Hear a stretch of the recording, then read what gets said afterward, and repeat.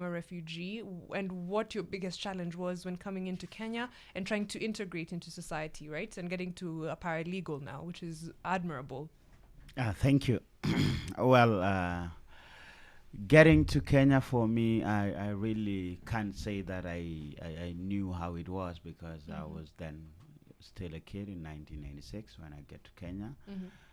Because even that we are in which year I came to know in 2 or 3, by the way, I never knew back then. Yeah, Mm-hmm. so the rest was, yeah, I didn't know anything then.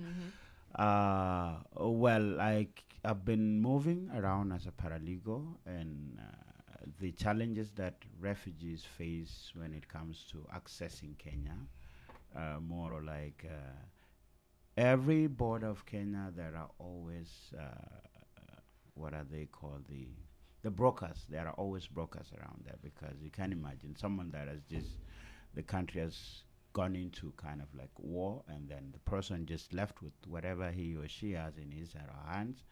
Whatever they have is sometimes when you ask it, like, okay, they will say, I sold my phone to find my way to Kenya. Mm-hmm. I did this to find my way to Kenya so that the, the, the, the brokers would be able to bring that person to Kenya. But coming in directly through the immigration process and all that is kind Yeah, of like it's difficult difficult. because Yeah. if you try to access Kenya and you don't have any document at all whatsoever, it is very difficult. But it is clearly articulated that anyone who's running from war, you just accept them the way they've come, you receive them, you take them into an area where they'll feel protected, and then from there you can now be able to inquire from them what happened and all this thing, and then you decide you accept them to asylum or you accept them to be refugees. So that is one of the problems that most of my colleagues or the refugees that I've served are facing. And yes, and also the resources is another issue that sometimes you don't know where to go.